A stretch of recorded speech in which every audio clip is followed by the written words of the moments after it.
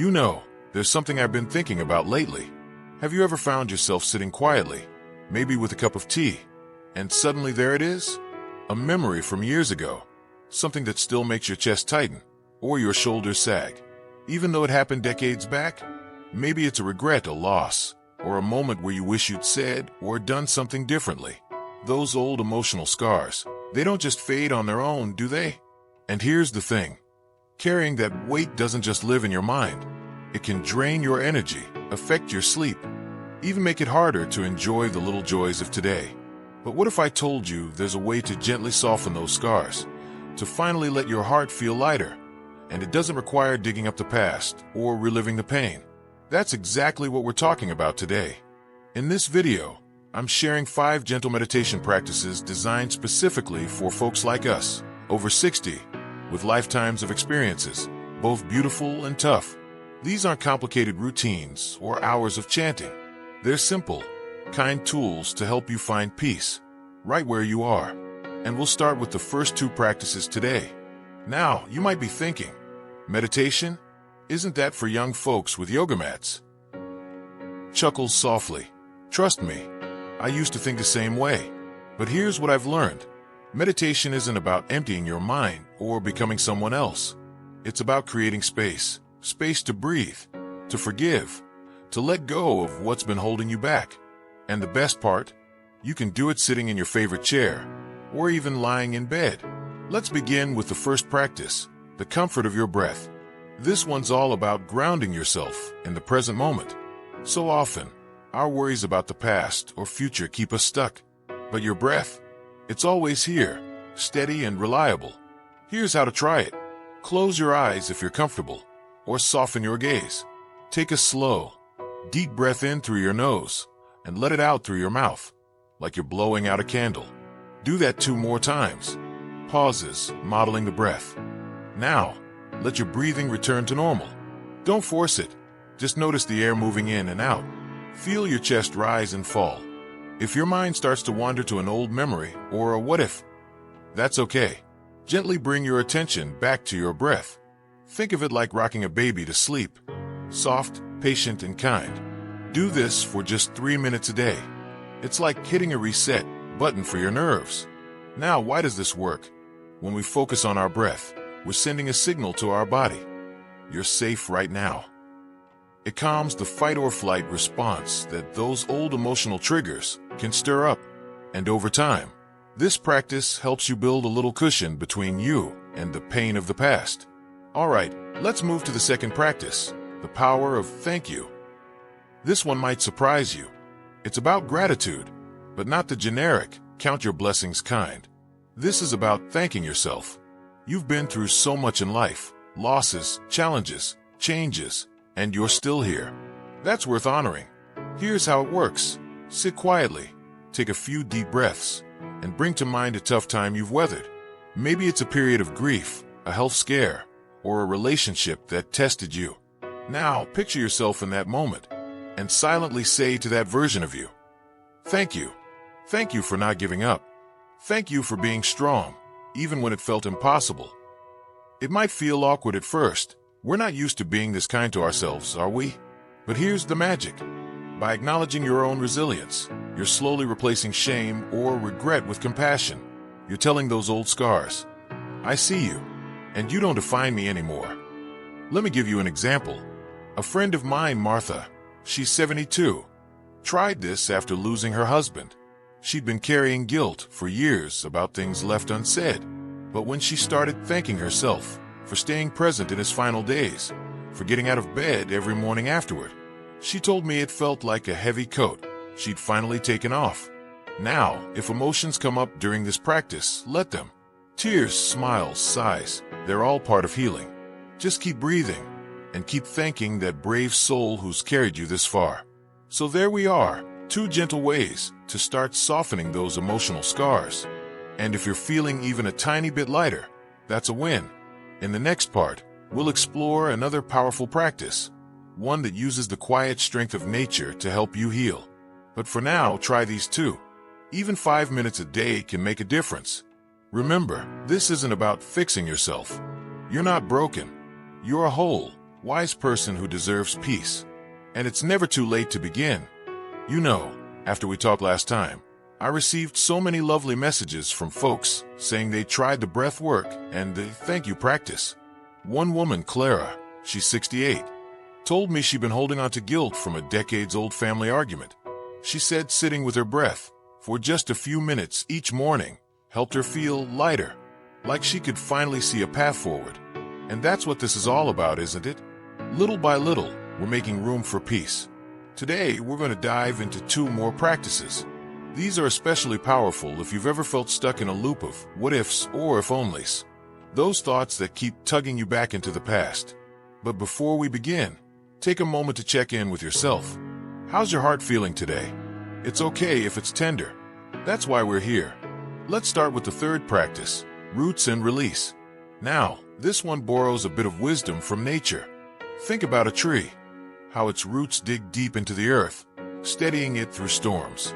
We're going to use that idea to anchor ourselves while letting go of what no longer serves us. Here's how it works. Sit comfortably, feet flat on the floor if you can.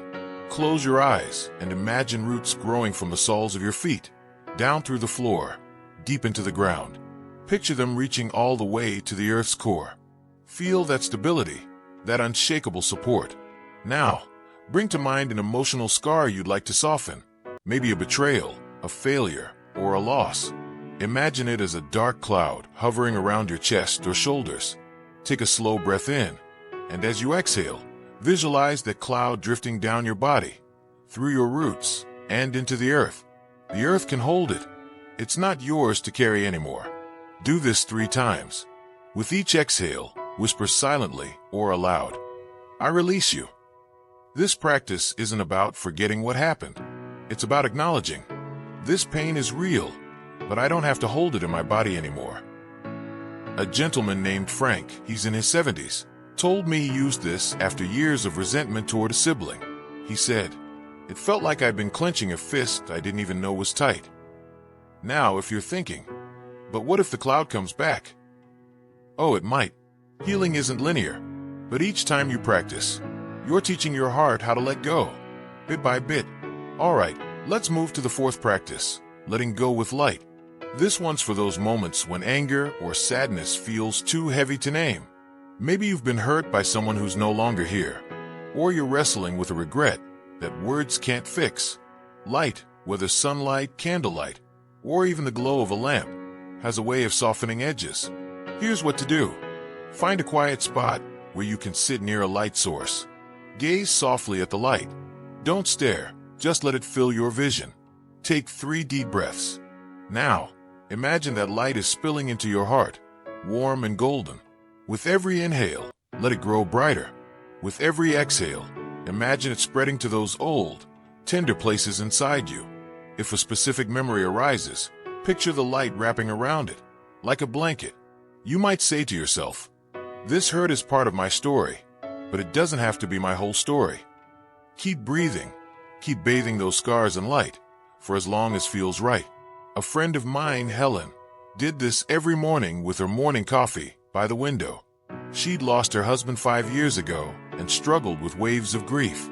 She told me, "Some days, the light practice just holds me, like I'm not alone in it anymore." Now, you might wonder, what if I don't feel anything at first? That's perfectly normal. Healing isn't a fireworks show. It's more like planting seeds. You water them with patience, and one day, you notice a bloom where there was once bare soil. These 2 practices, roots and release, and letting go with light, are about creating space. Space to breathe, space to heal, space to remember that you're so much more than your past. In the next part, we'll explore the final meditation, a practice that ties all of this together, plus a simple daily ritual to keep your heart light, even on tough days. Until then, play with these tools. There's no right way to do this. It's your journey, your pace. And wherever you are in it, I'm so glad you're here. You've made it this far, and that's no small thing. Whether you've tried every practice we've talked about, or simply let these ideas simmer in your heart, I want you to take a moment right now and celebrate that. Healing isn't about perfection. It's about showing up, again and again, with kindness for yourself. And today, we're wrapping up with the fifth practice, one that ties all these tools together into something you can carry with you every single day. But first, let me share a story. A few months ago, I met a man named Robert at the grocery store. He's 78, a retired teacher, and he told me he'd been carrying a knot of regret for years over a career opportunity he'd passed up. "I'd play it over in my mind like a broken record," he said. Then he tried these practices, especially the last one we'll talk about today. He smiled and said, "Now, when that memory pops up, I tell it, you don't get to steer the boat anymore."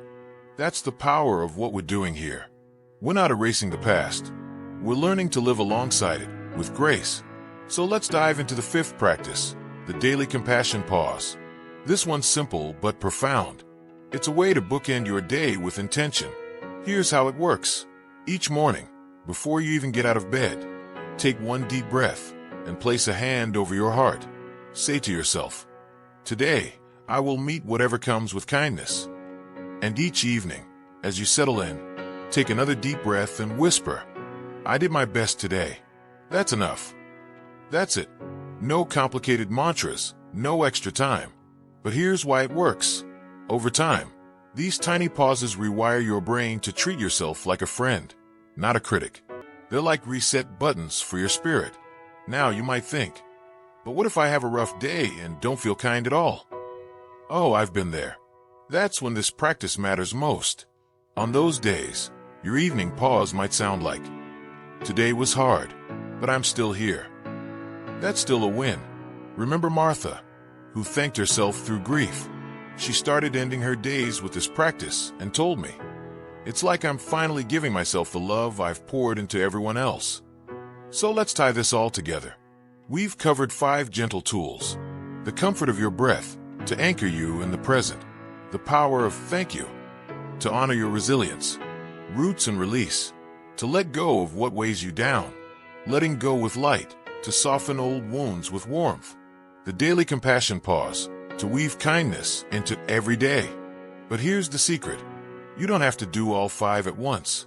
Pick one that resonates. Try it for a week, then layer in another. This isn't a race, it's a gentle unfolding. Now, I want to leave you with this. You are not defined by the scars you carry. They're just proof of how deeply you've lived, loved, and survived. And every time you choose to breathe through a painful memory, or thank yourself for showing up, or let light spill into those dark corners, you're reclaiming your peace.